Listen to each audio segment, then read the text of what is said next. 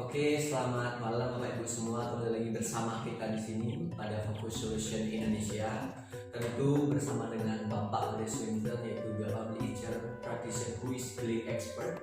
Pada malam hari ini kita tentunya membahas mengenai hipnoterapi atau hipnosis yang khusus terkait proses mengajar.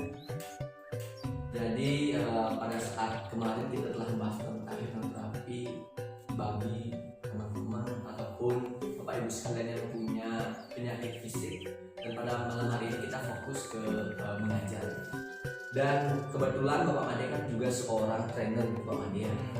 Jadi bisa di-sharing kepada teman-teman di sini kiat-kiat yang bisa diberikan kepada kita semua. Kan memang pada saat Pak Made memberikan workshop, seminar seperti itu memerlukan yang namanya atensi intensif dari penonton sehingga fokus tujuan kepada speaker atau trainer di depan ini mungkin bisa diberikan kiat-kiat. Oke, baik. Terima kasih Arta. Jadi benar sekali karena saya adalah seorang trainer dan saya sudah menggunakan metode hypno-teaching namanya ya, atau mengajar dengan metode hipnosis itu sudah cukup lama gitu ya. Sebenarnya itu bukan sesuatu yang begitu rumit ya, tapi sebenarnya itu adalah sesuatu yang sangat sederhana dan seperti yang pernah saya jelaskan bahwasanya kalau hipnosis itu adalah bagaimana kita bisa menembus critical factor seseorang supaya kita langsung bisa berkomunikasi ke bawah sadarnya. Nah, sedangkan di satu sisi tujuan dari sebuah training, pelatihan, atau pengajaran, atau bahkan pendidikan itu sebetulnya adalah dengan kita memberikan satu pembelajaran tertentu sehingga orang-orang ini memiliki satu kesadaran dan hasrat yang kuat untuk mengembangkan lebih luas lagi dari apa yang kita ajarkan, baik itu di kelas maupun dengan cara one-on-one dan lain sebagainya. Itu adalah merupakan satu proses di mana seseorang memiliki motivasi yang kuat untuk memperdalam pembelajaran dari apa yang sudah kita ajarkan. Gitu. Nah, kalau ini kita gabungkan, maka akan menjadi pengertiannya seperti ini, bahwasanya bagaimana kita dengan metode satu komunikasi tertentu merangsang kesadaran seseorang untuk belajar sehingga mampu melakukan perubahan-perubahan ke arah yang lebih baik. Kalau seseorang sekalipun itu sudah sekolah dan lain sebagainya ya, baca buku atau apapun, ikut training dan sebagainya, kalau tidak ada perubahan berarti yang bersangkutan itu tidak belajar mengenai hal itu. Sehingga yang namanya belajar itu hanya jika terjadi perubahan gitu ya. Katakanlah misalnya sebuah kita mengajar yang sifatnya technical praktik atau practical skill, misalnya keterampilan tertentu. Jadi orang itu dari tidak mampu melakukan pekerjaan itu sampai mampu. Kalau kita tambahkan lagi dengan metode hipnoterapi, tidak hanya sampai mampu, tetapi yang bersangkutan bisa mengembangkan pekerjaan itu sedemikian rupa. Itu sehingga pekerjaan itu menjadi jauh lebih berhasil guna atau efektif atau efisien yang dilakukan atau dikerjakan oleh seseorang ini, gitu ya. Nah, bagaimana kita melakukan itu ya? Itu tidak semudah menjentikkan tangan memang, dan itu memang perlu adanya satu proses. Gitu. Nah, kembali lagi saya tekankan di sini bahwasanya kekuatan utama dari hipnosis atau hipnoterapi itu adalah di komunikasi. Baik, berarti dari mana dan bagaimana cara kita berkomunikasi menyampaikan pesan kita ke orang lain. Betul. Jadi ada 3 cara yang bisa saya jelaskan di sini. bagaimana kita berkomunikasi kepada orang lain. Ya. Yang pertama itu adalah yang paling menentukan keberhasilan kita dalam berkomunikasi itu adalah nonverbal kita. Bahasa gerak-gerik kita. Itu yang paling dominan menentukan keberhasilan kita dalam berkomunikasi. Nah, kalau saya kembangkan lebih lanjut bahwasanya yang namanya nonverbal komunikasi itu tidak hanya gerakan tangan, tidak hanya gelengkan kepala, cara kita berdiri dan sebagainya, tidak hanya sekedar itu, tetapi juga menyangkut hal-hal yang sifatnya integritas, kejujuran. Sehingga kalau kita sudah memiliki satu integritas dan kejujuran yang baik untuk mengkomunikasikan sesuatu hal kepada orang lain, itu menjadi mudah. Kenapa menjadi mudah? Karena kita itu sudah dipercaya oleh murid-murid kita atau orang-orang yang kita ajarkan. Integritas itu apa? Integritas itu adalah apa yang seharusnya kita lakukan, itu yang kita pikirkan, itu yang kita ucapkan, itu juga yang kita lakukan, gitu loh. Sehingga bagi seorang trainer, dia harus mentransfer keahliannya yang sudah memang dia sudah lakukan, sehingga dia tahu persis masalah yang akan timbul seperti apa, kendalanya apa, hal-hal apa, terus referensi-referensi apa yang mendukung hal yang keterampilan yang dia sampaikan kepada audiensnya. Gitu. Tetapi memang banyak, ya, apakah itu guru, trainer dan sebagainya ya, dia menyampaikan sesuatu hal yang tidak pernah dia lakukan hanya dengan membaca buku. Nah, yang ini lemah. Kalau yang ini lemah, integritasnya dia belum dapat. Termasuk juga ya, ada hal-hal tertentu yang dia sampaikan belum tentu dia tahu kebenaran fakta empiris dari yang dia sampaikan. Nah, ini kejujurannya ini belum mengena, gitu loh. Sehingga apa yang nantinya disampaikan kepada para muridnya itu tidak mendapatkan tanggapan seperti yang diinginkan. Kenapa? Karena integritas dan kejujurannya itu tidak melekat pada pribadi seorang trainer kepada pribadi seorang guru. Sehingga bahasa nonverbalnya ini itu jadi ngambang, gitu, tidak melekat pada dirinya, gitu. Nah, maka dari itu ya, bagi Anda ingin menguasai hypnoteaching ini ya, hal yang pertama yang harus dibangun itu adalah positive personal branding. Itu yang harus dibangun dulu. Berarti branding dalam diri bahwa sebagai seorang trainer atau guru itu dapat dijadikan panutan. Satu, itu tidak hanya menjadi seorang panutan ya, tetapi menjadi seorang inspirator, gitu. Kalau menjadi panutan ya, apa yang namanya ya, ya memang seperti pepatah yang dikatakan bahwa kalau kencing itu guru itu kencing berdiri, murid itu kencing berlari, kan begitu ya. Jadi memang seorang guru itu secara filosofis bisa dikatakan seseorang yang patut digugu dan ditiru, karena perilakunya itu mencerminkan perilaku yang bermoral, perilaku yang positif, gitu ya. Nah, di samping itu seorang trainer atau seorang guru harus mampu menjadi seorang yang inspirator atau hal-hal yang bisa menginspirasi muridnya untuk melakukan sesuatu yang lebih jauh lagi, yang lebih besar lagi dari apa yang dia ajarkan, gitu. Nah, supaya bisa seperti itu ya, maka seorang pelatih, seorang trainer, seorang guru harus memiliki yang namanya personal branding yang bagus. Ibaratnya nih ya, yang namanya personal branding itu seperti ini. brand itu kan merek, personal itu adalah pribadi, ya. Jadi personal branding itu adalah ya merek kita sendiri gitu. Sama dengan misalnya gini, tadi kamu naik apa ke sini? Naik Honda. Padahal ya naik Yamaha gitu.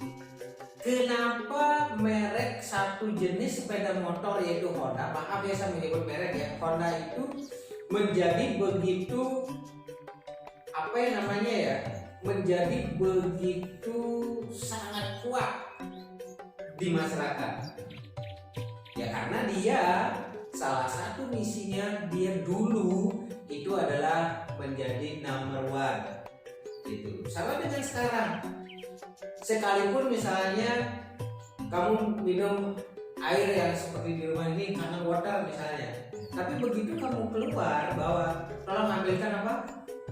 Aqua gitu. Nah, merek Aqua itu begitu melekat di masyarakat. Seorang trainer kalau sudah memiliki merek yang begitu melekat di masyarakat, maka akan menjadi pilihan utama. Nah, untuk membangun personal branding itu tidak mudah. Banyak hal yang harus kita bangun terlebih dahulu. Mulai saja lah, misalnya kita mulai mengidentifikasi ya just friend kita itu pasti banyak lah.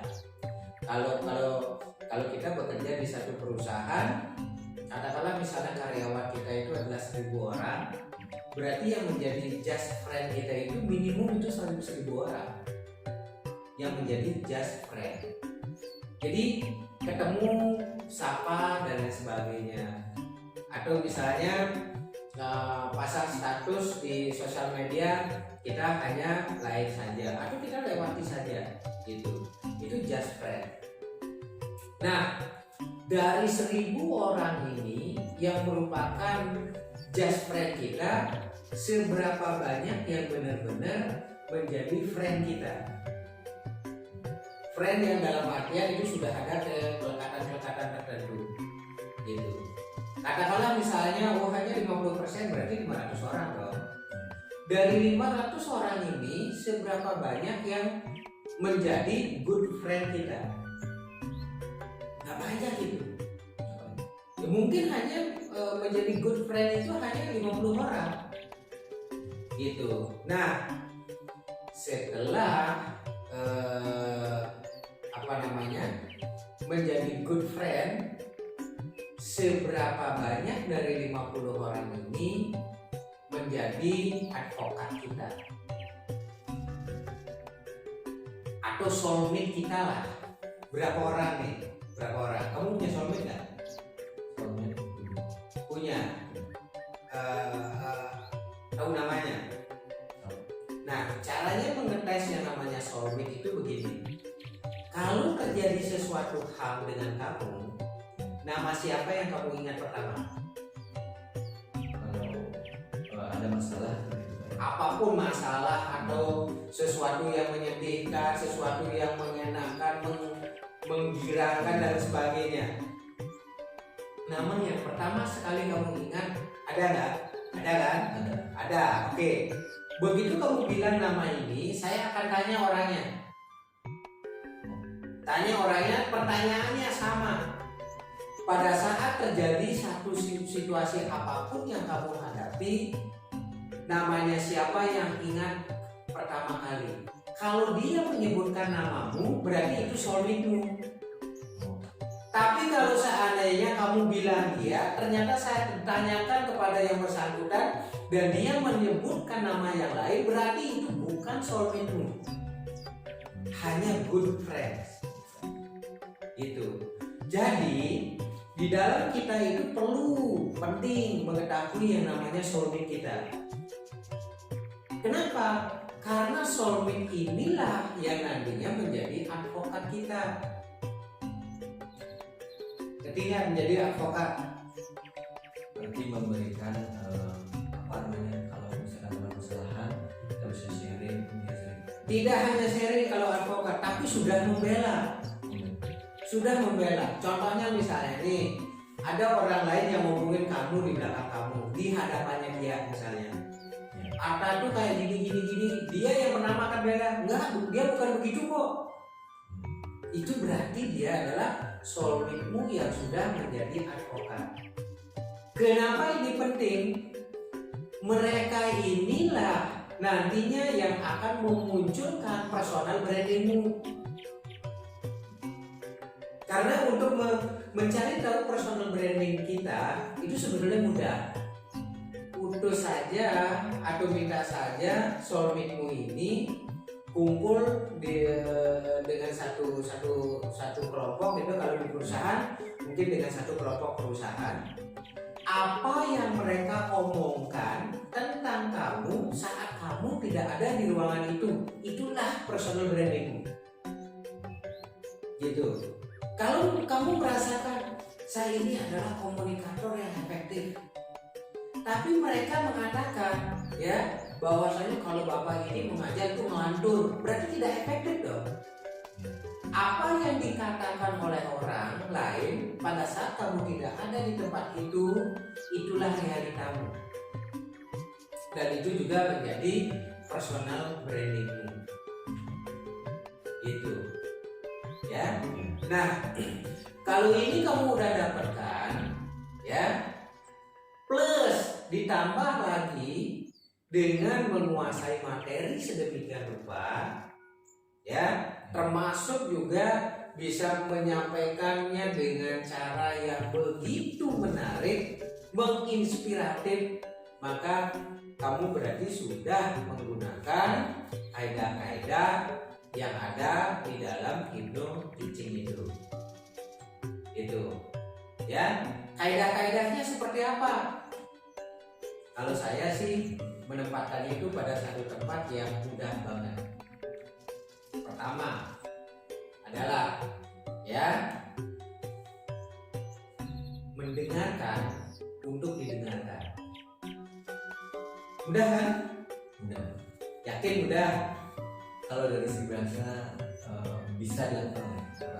Yakin? Saya belajar lama loh untuk menjadi seorang pendengar. Ya, mendengarkan untuk didengarkan.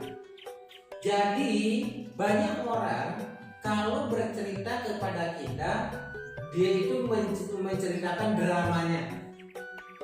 Sabar nggak kita mendengarkan dramanya? Sebagai seorang trainer, apalagi saya sebagai seorang human resources sekaligus sebagai seorang trainer ya, kadang-kadang apa yang saya sampaikan seringkali itu bertentangan dengan kebijakan-kebijakan perusahaan yang disampaikan melalui human resources. Nah, pada saat saya menyampaikan sesuatu hal, orang itu akan memprotes saya,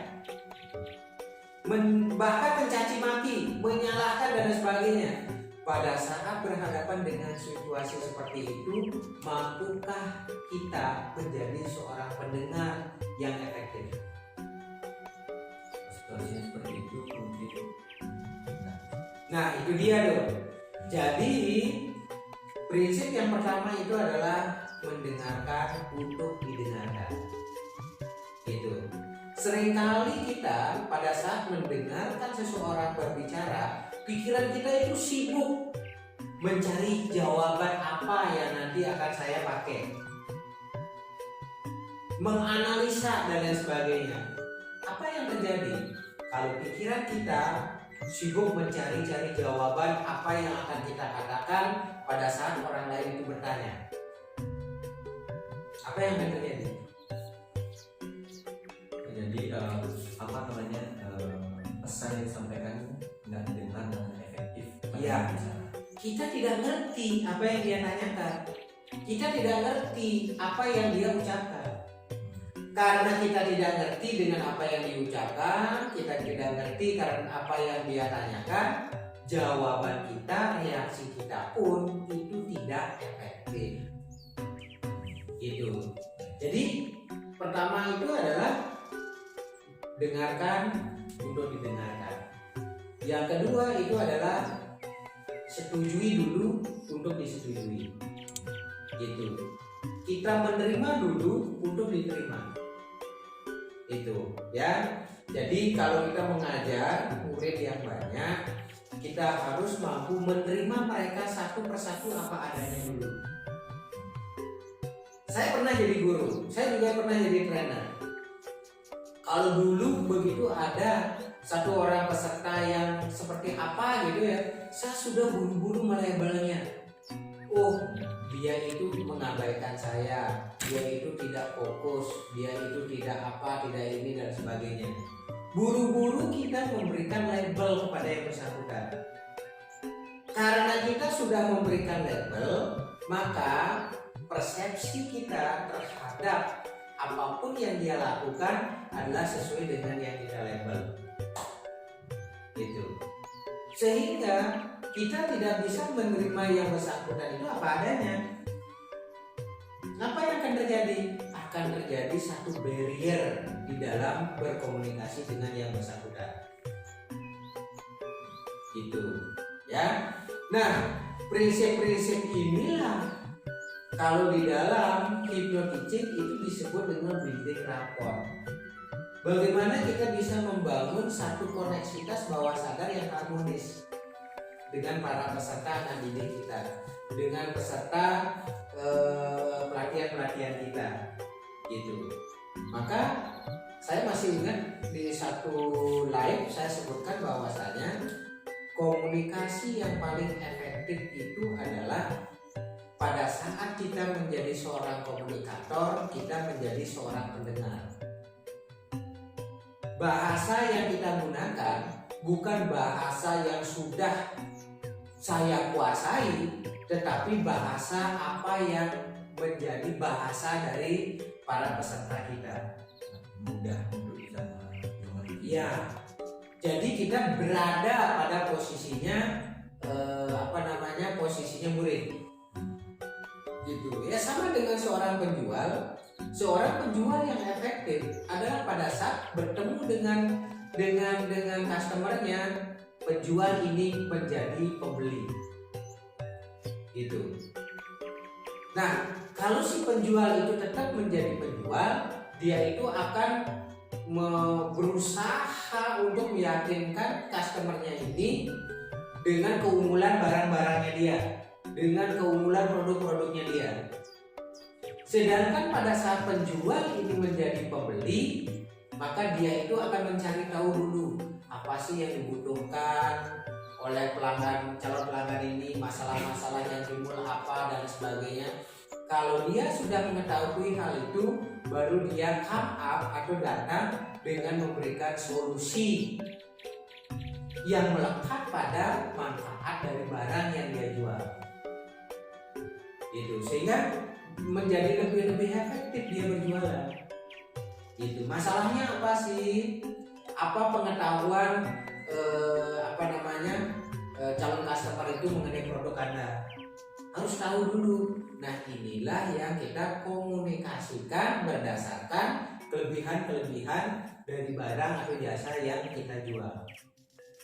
Gitu. Sehingga menjadi mudah. Karena apa?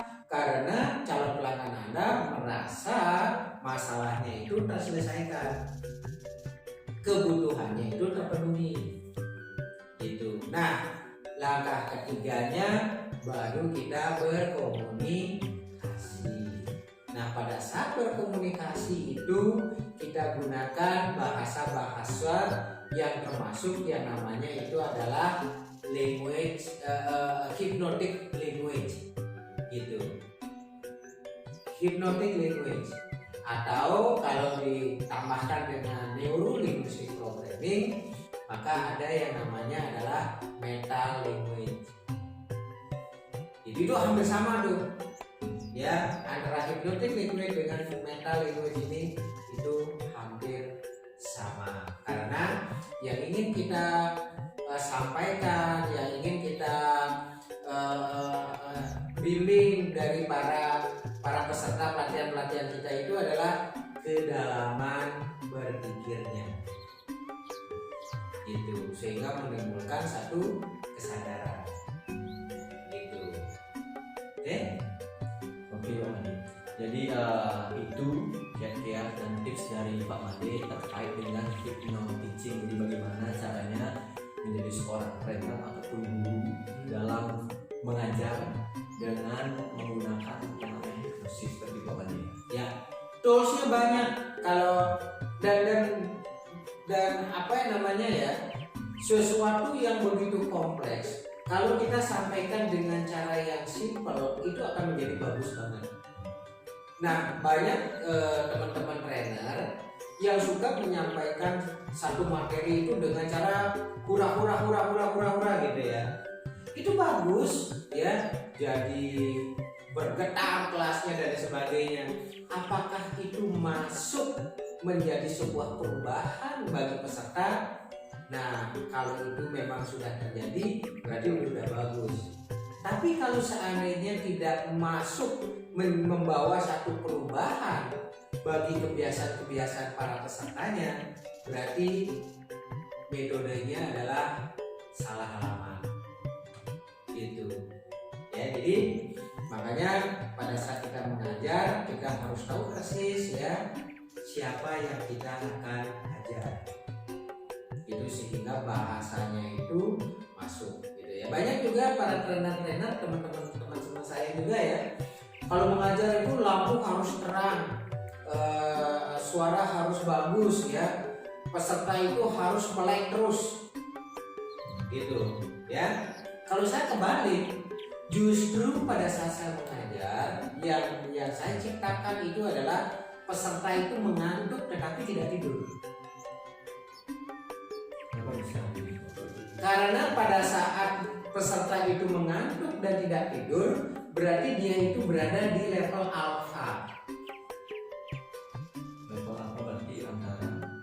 Jadi kalau gelombang otak itu bisa saya sebutkan di sini, itu kan ada beta, alfa, theta, delta kan.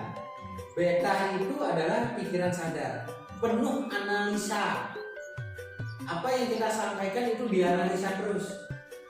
Gitu. Nah, begitu kita bikin satu situasi tertentu, apakah relate atau apapun itu metodenya di kelas gitu ya, sehingga critical factor-nya itu kebuka.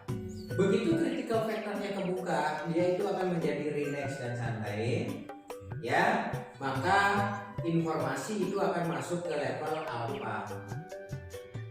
Di level alpha ini akan menjadi satu transformasional bagi kebiasaan-kebiasaan peserta ini untuk merubahnya menjadi kebiasaan-kebiasaan yang baru.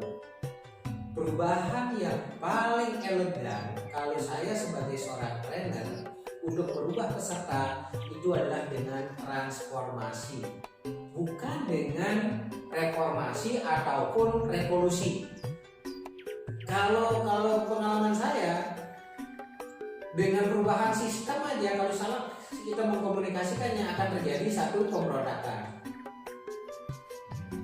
akan terjadi satu defense. Maka yang kita harus lakukan sebagai seorang trainer yang unggul itu adalah ya, kita sedikit demi sedikit melakukan perubahan, tiba-tiba saja dia udah berubah. Gitu. Itu namanya transformasional.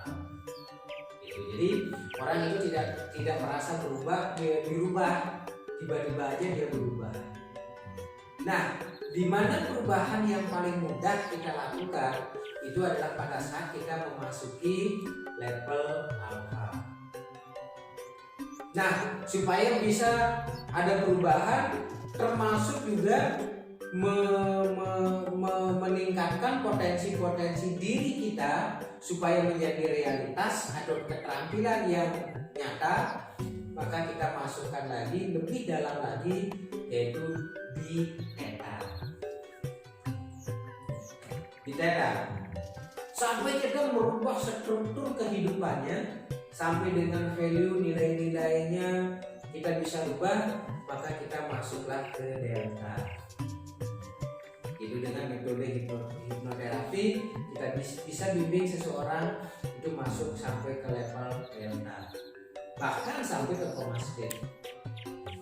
Itu nah itu perubahannya sudah drastis. Gitu. Oke. Oke, jadi itu penjelasan dan informasi dari Pak Made juga selaku trainer di sini terkait dengan hipnosis. Bagaimana dari hipnosis itu dapat membantu teman-teman di sini sebagai seorang trainer dan juga pengajar, baik itu guru dalam mengajar kepada murid-murid ataupun kepada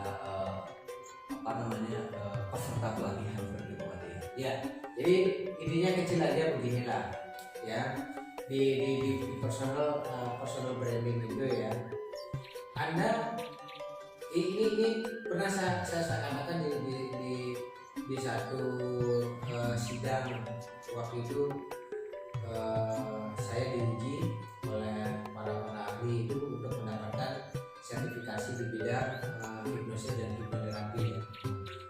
Saya katakan bahwasanya bagaimana mungkin Anda itu bisa menyelesaikan masalah orang yang merokok, sedangkan Anda sendiri sebagai seorang praktisi di bidang hipnoterapi masih merokok. Berarti integritas nggak ada.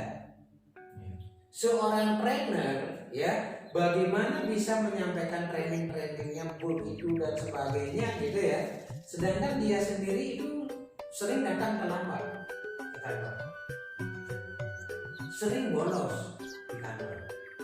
Kalau tahu bekerja di kantor, sibuk di laptop gini ya, tapi ternyata balas-balasan WA, bukan kerja. Nah, ini energi ini pasti akan tertransfer kepada para peserta pelatihan, sehingga kualitas pelatihan yang kita lakukan menjadi rendah.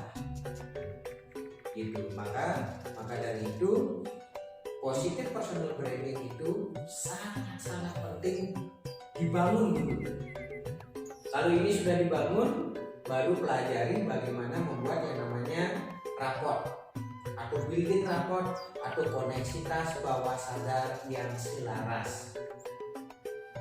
Itu ya, tekniknya banyak tuh. Nah, yang ketiga baru bagaimana kita berkomunikasi secara hipnosis. Gitu. Oke. Jadi ada satu kata-kata misalnya gitu ya.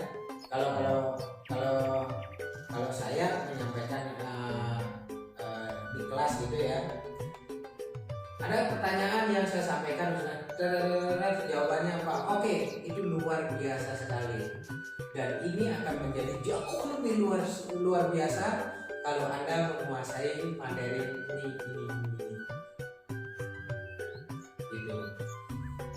Dan sebagai seorang trainer, belajarlah mengganti kata tetapi dengan kata dan. Berarti lebih ke arah kalimat positif. Positif. Oke? Oke. Baik, teman-teman Bapak Ibu sekalian, jadi itu tadi penjelasan dari Pak Made terkait dengan hipnosis bagi teman-teman yang mengajar pada guru, kepada trainer yang memiliki peserta di sebuah seminar, workshop ataupun pelatihan-pelatihan.